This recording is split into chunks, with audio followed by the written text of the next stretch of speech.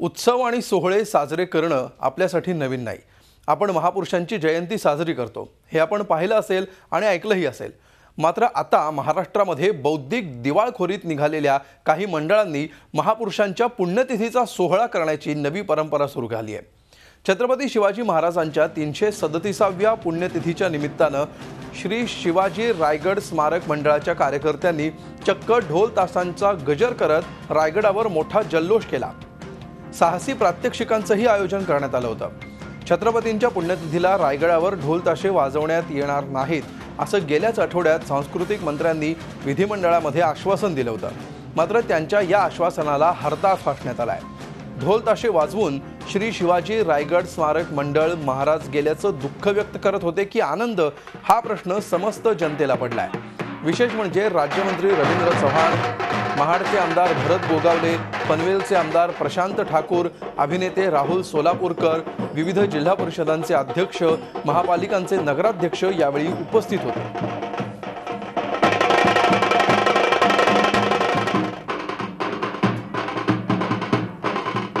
याविषयी आपण अधिक माहिती घेऊया। आमचे प्रतिनिधी देवेंद्र कोल्हटकर सध्या आपल्या सोबत आहेत।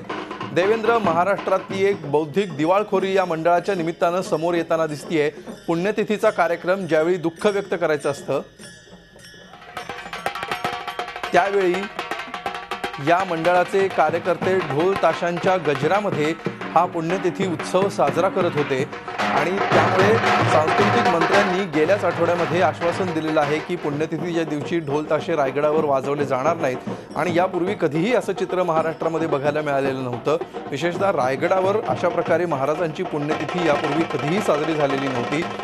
जो काही उत्साह रायगडावर असतो तो महाराजांच्या जयंतीला असतो, मात्र महाराजांच्या पुण्यतिथीला ज्या दिवशी महाराजांचं निधन झालं त्या दिवसाचा तो दिवस हा अत्यंत शांततेमध्ये आणि दुःखाचा दिवस महाराष्ट्रवासियांसाठी समजला जातो। अशा दिवशी ढोल ताशे वाजवून त्या ठिकाणी सेलिब्रेशन करून नेमकं या मंडळाला काय म्हणायचं होतं असा प्रश्न आता महाराष्ट्रवासियांना पडलेला आहे। आणि केवळ हे मंडळच नव्हे तर मोठमोठे आमदार या ठिकाणी होते, मोठमोठे नेते होते, नगराध्यक्ष या ठिकाणी होते, काही अभिनेते सुद्धा या ठिकाणी आलेले होते आणि यातल्या कोणालाच यामध्ये काहीच आक्षेपार्ह वाटू नये हे अजून मोठं आश्चर्य महाराष्ट्रवासियांना वाटतं आहे।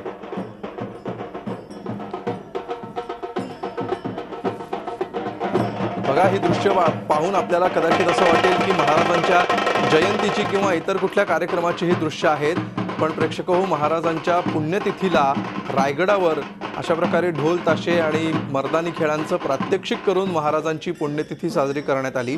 जो क्षण, जो दिवस संपूर्ण महाराष्ट्रासाठी दुःखाचा दिवस आहे। आजच्या दिवशी महाराजांचं निधन झालेलं होतं, त्या दिवशी साधेपणाने हा दिवस महाराष्ट्रवासीय साजरे करतात। महाराष्ट्रवासियांना हा दिवस अत्यंत वाईट दिवस मानला जातो। आजच्या दिवशी एक मोठा राजा महाराष्ट्राने गमावला। तमाम महाराष्ट्रवासीय ज्या शिवाजी महाराजांकडे आराध्य दैवत म्हणून पाहतात त्यांनी या जगाचा कायमचा निरोप घेतलेला होता आजच्या दिवशी आणि त्यामुळे आजच्या दिवशी हा अत्यंत दुःखद महाराष्ट्रामध्ये समजला जातो। आणि अशा दिवशी अशा प्रकारे सेलिब्रेशन करून आणि ढोल ताशे वाजवून, फेटे बांधून आणि वेगवेगळ्या नेत्यांना त्या ठिकाणी बोलवून, अभिनेत्यांना त्या ठिकाणी बोलवून, झांजा वाजवून, लेझिम पथक वाजवून, ढोल ताशे वाजवून, मर्दानी खेळ खेळून या मंडळाला नेमका काय संदेश द्यायचा होता असा प्रश्न देखील पडलेला आहे। आणि महाराष्ट्रामध्ये एवढी बौद्धिक दिवाळखोरी कशी काय निर्माण झाली, कधीपासून ही बौद्धिक दिवाळखोरी निर्माण झाली असा प्रश्न आता महाराष्ट्रवासियांना पडलेला आहे। यापूर्वी अशा प्रकारचं सेलिब्रेशन कधीही महाराष्ट्राने बघितलेलं नाही आणि विशेषतः रायगडावर तर कधीच नाही।